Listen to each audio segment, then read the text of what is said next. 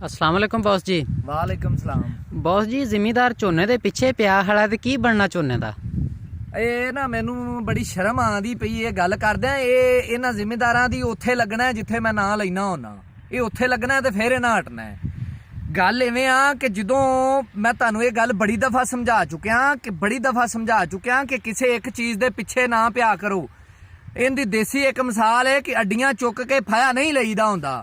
ਅੱਡੀਆਂ ਚੁੱਕ ਕੇ ਫਾਇਆ ਲੈਣ ਦਾ ਮਤਲਬ ਕੀ ਹੁੰਦਾ ਹੈ ਕਿ ਅਸੀਂ ਪਿੱਛੋਂ ਵੀ ਨੁਕਸਾਨ ਕਰ ਰਹੇ ਹਾਂ। ਅੱਡੀਆਂ ਚੁੱਕ ਕੇ ਤਕਲੀਫਾਂ ਬਰਦਾਸ਼ਤ ਕਰਕੇ ਅਸੀਂ ਉਸ ਚੀਜ਼ ਨੂੰ ਲਾ ਰਹੇ ਹਾਂ ਤੇ ਬਾਅਦ ਵਿੱਚ ਅਸੀਂ ਉਹ ਫਾਇਆ ਲੈ ਰਹੇ ਹਾਂ, ਯਾਨੀ ਕਿ ਬਾਅਦ ਵਿੱਚ ਵੀ ਸਾਡਾ ਨੁਕਸਾਨ ਹੋ ਰਿਹਾ ਜਦੋਂ ਸਾਡੀ ਕੋਈ ਫਸਲ ਤਿਆਰ ਹੋ ਜਾਂਦੀ ਹੈ। ਇਹ ਆ ਅੱਡੀਆਂ ਚੁੱਕ ਕੇ ਫਾਇਆ ਲੈਣਾ।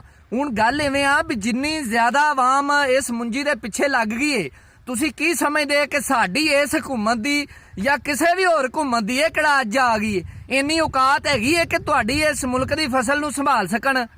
ਯਾਨੀ ਕਿ ਇਹਨੇ ਜੋਗਾ ਕਿਸੇ ਇੰਡਸਟਰੀ ਨੂੰ, ਕਿਸੇ ਮਹਿਕਮੇ ਨੂੰ ਛੱਡਿਆ ਵੀ ਉਹ ਕੋਈ ਇੰਡਸਟਰੀ ਜਾਂ ਕੋਈ ਪ੍ਰਾਈਵੇਟ ਬਿਜ਼ਨਸਮੈਨ ਕੋਈ ਬਿਜ਼ਨਸ ਆਪਣਾ ਚਲਾ ਸਕੇ ਔਰ ਇਹ ਜਿਹੜੀ ਤੁਹਾਡੀ ਪ੍ਰੋਡਕਟ ਹੈ ਇਹਨੂੰ ਕਿਸੇ ਅੱਛੇ ਤਰੀਕੇ ਨਾਲ ਕਿਸੇ ਦੂਸਰੀ ਸ਼ਕਲ 'ਚ ਤਬਦੀਲ ਕਰਕੇ ਉਹਨੂੰ ਵੇਚ ਕੇ ਤੇ ਆਪਣੀ ਰੋਜ਼ੀ ਕਮਾ ਸਕੇ। ਇੰਨੇ ਜੋਗਾ ਕਿਸੇ ਨੇ ਤੁਹਾਨੂੰ ਨਹੀਂ ਛੱਡਿਆ, ਇਸ ਮੁਲਕ ਨੂੰ ਕਿਸੇ ਨੇ ਨਹੀਂ ਛੱਡਿਆ ਇੰਨੇ ਜੋਗਾ। ਗੱਲ ਇਹ ਆ ਕਿ ਹੁਣ ਇਹ ਸੂਰਤ ਹਾਲ ਦੇ ਵਿੱਚ ਕੀ ਏ, ਉਹ ਹੁਣ ਦੇਖੋ ਨਾ ਤਾਂ ਇਹ ਇੰਪੋਰਟ ਐਕਸਪੋਰਟ ਕਰਨ ਜੋਗੇ ਨੇ ਕਿਸੇ ਚੀਜ਼ ਦੀ, ਨਾ ਇਹ ਕਿਸੇ ਇੰਡਸਟਰੀ ਨੂੰ ਬਹਾਲ ਕਰਨ ਜੋਗੇ ਨੇ ਤਾਂ ਕਿ ਇੰਡਸਟਰੀ ਦੇ ਵਿੱਚ ਬਾਈ ਪ੍ਰੋਡਕਟ ਬਣ ਜਾਵੇ, ਦੂਸਰੀ ਪ੍ਰੋਡਕਟ ਬਣ ਜਾਵੇ। ਹੁਣ ਗੱਲ ਇਹ ਆ ਕਿ ਜਿਹੜੀ ਥੋੜੀ ਬਹੁਤ ਇੰਡਸਟਰੀ ਚੱਲਣੀ ਏ ਉਸ ਇੰਡਸਟਰੀ ਲਈ ਜਿਹੜੀ ਸਾਡੀ ਮੁੰਜੀ ਹੈ ਨਾ, ਅਗਰ ਅਸੀਂ ਸਾਰੇ ਇੱਕ ਸਿਰਫ ਪੰਜਾਬ ਦੀ ਗੱਲ ਕਰਨੇ ਆ, ਅਗਰ ਪੂਰੇ ਪੰਜਾਬ ਦੇ ਵਿੱਚ ਸਿਰਫ 30 ਤੋਂ 35% ਮੁੰਜੀ ਲੱਗ ਜਾਵੇ ਨਾ, ਪੰਜਾਬ 'ਚ 30 ਤੋਂ 35%, ਸ਼ਾਇਦ ਮੈਂ ਜ਼ਿਆਦਾ ਦੱਸਣਾ ਪਿਆ, ਤੇ ਫੇਰ ਵੀ ਹੋ ਸਕਦਾ ਇਹਨਾਂ ਲਈ ਮੁਸ਼ਕਲ ਹੋ ਜਾਵੇ ਸੰਭਾਲਣਾ। ਤੇ ਜਿਸ ਟਾਈਮ ਇਹ ਫਸਲ ਵਾਫਰ ਹੋ ਜਾਏਗੀ ਮਾਰਕੀਟ ਦੇ ਵਿੱਚ ਤੇ ਫਿਰ ਕੀ ਹੋਵੇਗਾ? ਫਿਰ ਜੁੱਤੀਆਂ ਤੁਹਾਡਾ ਮੁਕੱਦਰ ਬਣ ਜਾਏਗਾ। ਤੇ ਮੈਂ ਇਹ ਗੱਲ ਕਹਿਣਾ ਵੀ ਨਾ ਪੈਣ, ਕਿਉਂਕਿ ਮੈਨੂੰ ਤਕਲੀਫ ਹੁੰਦੀ ਏ, ਕਿਉਂਕਿ ਮੈਂ ਐਸ ਅੱਲਾਹ ਤਾਲਾ ਦੀ ਜ਼ਮੀਨ ਤੇ ਖੜਿਆ ਹੋ ਕੇ ਔਰ ਉਸ ਜ਼ਾਤ ਨੂੰ ਹਾਜ਼ਰ ਨਾਜ਼ਰ ਜਾਣਦਿਆਂ ਹੋ ਕੇ ਮੈਂ ਤੁਹਾਡੇ ਨਾਲ ਵਾਅਦਾ ਕਰਨਾ ਕਿ ਮੈਂ ਪਾਕਿਸਤਾਨ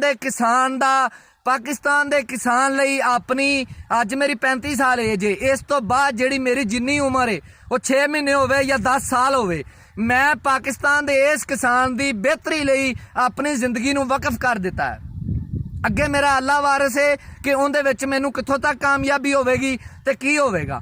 ਗੱਲ ਇਹ ਆ ਕਿ ਜਦੋਂ ਤੁਸੀਂ ਇਹ ਸਾਰੀ ਦੀ ਸਾਰੀ ਜਿਹੜੀ ਮੈਂ ਤੁਹਾਡੇ ਨਾਲ ਗੱਲ ਕਰਨਾ, ਇਹਦੇ ਵਿੱਚ ਕਾਮਯਾਬੀ, ਤੁਹਾਡਾ ਫਾਇਦਾ, ਤੁਹਾਨੂੰ ਮੈਂ ਇਹ ਮਸਲੇ ਮਸਾਇਲ ਤੋਂ ਬਚਾ ਸਕਣਾ ਸਿਰਫ ਇੱਕ ਸੂਰਤ 'ਚ ਕਿ ਅਗਰ ਤੁਸੀਂ ਮੇਰੀ ਗੱਲ ਮੰਨੋਗੇ। ਅਗਰ ਤੁਸੀਂ ਗੱਲ ਨਾ ਮੰਨੋਗੇ ਤੇ ਕਿਸੇ ਸੂਰਤ ਵੀ ਮੈਂ ਜਿਵੇਂ ਮਰਜ਼ੀ ਬਕ ਕਰਦਾ ਰਵਾਂ, ਮੈਂ ਕੁਛ ਨਹੀਂ ਕਰ ਸਕਦਾ। ਠੀਕ ਹੈ ਨਾ? ਤੁਹਾਡਾ ਕਿਸਾਨ ਇਤਿਹਾਦ ਜਿਹੜਾ ਹੁੰਦਾ ਨਾ, ਬੇਸਿਕਲੀ ਕਿਸਾਨ ਇਤਿਹਾਦ ਦਾ ਖਾਬੇ ਨਹੀਂ ਹੁੰਦੇ ਜਿਹੜੇ ਆ ਕਿਸਾਨ ਇਤਿਹਾਦ ਗਰੁੱਪ ਬਣਾ ਕੇ ਖਾਂਦੇ ਫਿਰਦੇ ਨੇ। ਕਿਸਾਨ ਇਤਿਹਾਦ ਉਹੀ ਏ ਕਿ ਇੱਕ ਬੰਦਾ ਜਿਹਨੂੰ ਚੀਜ਼ਾਂ ਦਾ, ਜਿਹਨੂੰ ਮਾਮਲਾਤ ਦਾ ਪਤਾ ਹੈ, ਉਹ ਸਾਨੂੰ ਗਾਈਡ ਕਰ ਰਿਹਾ, ਸਾਡੀ ਮਦਦ ਕਰ ਰਿਹਾ ਫੈਸਲੇ ਕਰਨ 'ਚ, ਔਰ ਉਹ ਫੈਸਲੇ ਕਰਨ ਦੇ ਵਿੱਚ ਸਾਡਾ ਹੱਕ ਹੈ ਕਿ ਉਹਦੀ ਗੱਲ ਮੰਨਣਾ, ਤਾਂ ਕਿ ਤੁਹਾਡੀ ਰਸਵਾਈ ਨਾਲ ਤੁਹਾਡੀ ਇੱਜ਼ਤ ਬਚ ਜਾਵੇ, ਤੁਹਾਡੀ ਇੱਜ਼ਤ ਵੀ ਬਚ ਜਾਵੇ, ਤੁਹਾਡਾ ਪੈਸਾ ਵੀ ਬਚ ਜਾਵੇ, ਤੁਸੀਂ ਕਿਸੇ ਤਰ੍ਹਾਂ ਬਚ ਜਾਵੋ। ਮੇਰਾ ਸਿਰਫ ਇੰਨਾ ਮਕਸਦ ਹੈ। ਹੁਣ ਗੱਲ ਇਹ ਹੈ ਕਿ ਫੂਡ ਤੇ ਸਪਲਾਈ ਦਾ ਇੱਕ ਸਿਲਸਿਲਾ ਮੈਂ ਤੁਹਾਨੂੰ, ਸਪਲਾਈ ਤੇ ਡਿਮਾਂਡ ਦਾ ਇੱਕ ਸਿਲਸਿਲਾ ਮੈਂ ਤੁਹਾਨੂੰ ਬੜੀ ਦੇਰ ਤੋਂ ਸਮਝਾਉਂਦਾ ਆ ਰਿਹਾ ਕਿ ਕਿਸੇ ਚੀਜ਼ ਦੀ ਅਗਰ ਸਪਲਾਈ ਜ਼ਿਆਦਾ ਹੋਵੇ ਤੇ ਡਿਮਾਂਡ ਘੱਟ ਹੋਵੇ ਤੇ ਇਹ ਉਹਨੂੰ ਕਿੱਧਰ ਲੈ ਜਾਣਗੇ? ਅਏ ਅੱਲਾ ਦੇ ਬੰਦਿਓ, ਇਹ ਇੰਨੇ ਜੋਗੇ ਨਹੀਂ ਹੈਗੇ, ਇੰਨੀ ਔਕਾਤ ਨਹੀਂ ਹੈਗੀ ਕਿ ਸਾਡੇ ਮੁਲਕ ਦੀ ਜ਼ਰਾਤ ਨੂੰ, ਇਹ ਚੀਜ਼ ਨੂੰ, ਪਿੱਛੋਂ ਫਸਲ ਨੂੰ ਕਾਸ਼ਤ ਕਰਨਾ ਤੇ ਬੜੀ ਦੂਰ ਦੀ ਗੱਲ ਹੈ, ਸਹੀ ਤਰੀਕੇ ਨਾਲ ਕਰਾ ਸਕਣ। ਇਹ ਸਿਰਫ ਉਹ ਖੁਦ ਜ਼ਿਮੀਂਦਾਰਾਂ ਦੀ ਕਾਸ਼ਤ ਕੀਤੀ ਹੋਈ ਫਸਲ ਨੂੰ ਸੰਭਾਲ ਵੀ ਨਹੀਂ ਸਕਦੇ, ਯਾਨੀ ਕਿ ਸਾਨੂੰ ਹਾਰ ਮਣੇ ਕਿਸੇ ਜੋਗੇ ਨਹੀਂ ਹੈ। ਹੁਣ ਅਸੀਂ ਆਪਦਾ ਪੜਿਆ ਵਰਤਣਾ, ਆਪਦੀ ਸੋਚ ਸਮਝ ਨਾਲ ਚੱਲਣਾ ਹੈ। ਮੈਂ ਤੁਹਾਨੂੰ ਗੱਲ ਕਹਿਣਾ ਪਿਆ ਕਿ ਅਗਰ ਸਾਡੀ ਮੁੰਜੀ ਦੀ ਫਸਲ ਜਿਸ ਤਰੀਕੇ ਨਾਲ ਜ਼ਿਮੀਂਦਾਰਾਂ ਦੇ ਪਿੱਛੇ ਪੈ ਗਿਆ ਤੇ ਜਿਵੇਂ ਮਕਈ ਛੱਤਾਂ ਤੇ ਗੋਦਾਮਾਂ 'ਚ ਤੇ ਹਵੇਲੀਆਂ 'ਚ ਤੇ ਪਈ ਰੁਲਦੀ ਪਈ ਹੈ ਨਾ, ਇਸੇ ਤਰ੍ਹਾਂ ਹੀ ਝੋਨਾ ਵੀ ਰੁਲੇਗਾ। ਤੇ ਮੈਂ ਅੱਲਾ ਤੋਂ ਦੁਆ ਕਰਨਾ ਕਿ ਮੇਰਾ ਜ਼ਿਮੀਂਦਾਰ ਜਿਹੜਾ ਨਾ ਮੇਰੀ ਇਸ ਗੱਲ ਨੂੰ ਮੰਨ ਲਵੇ ਤੇ ਉਹਦੇ ਤੇ ਅਮਲ ਕਰ ਲਵੇ। ਹੁਣ ਇਹਦਾ ਮੈਂ ਇੱਕ ਤਰੀਕਾ ਤੁਹਾਨੂੰ ਦੱਸਿਆ, ਬੜਾ ਸਾਦਾ ਜਿਹਾ ਤਰੀਕਾ ਹੈ।